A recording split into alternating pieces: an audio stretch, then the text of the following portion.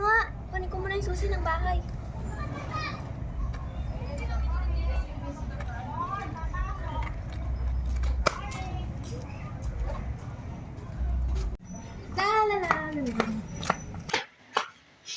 Oh my God!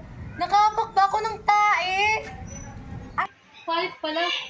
Kanina naman kaya to? Kanino kayang wallet to? Nasaan kaya yung may-ari? Matanong nga sila ate. Mga ate! Nakita niyo po ba kung sino nakahulog ng wallet na to? Hindi, tignan mo na lang. Baka may ID sa loob. Kunin mo na lang yan, be.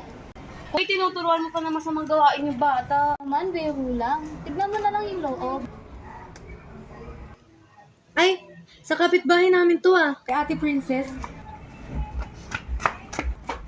Uyuan, ba't ka nagmamadali?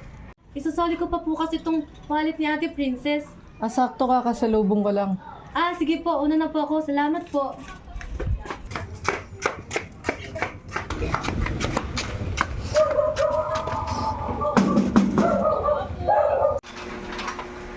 Ate Princess. Oh, bakit yun? Nakita ko po kasi kaganina yung wallet mo sa daan. Pasensya na po kung binuksan ko. Gusto ko lang po kasi malaman kung sino po yung pagkakakilanlan ng wallet na to. Ay, salamat, Yuan. Akala ko talaga nawawala tong wallet ko. May sentimental value pa naman to sa akin. Wala po yun. Sige po, una na po ako. Ay, teka lang! Wag na po. Una na po ako. Salamat na lang po. Bye-bye po. Napakabait na ba ng bata nun? Talaga napalaki ng maayos.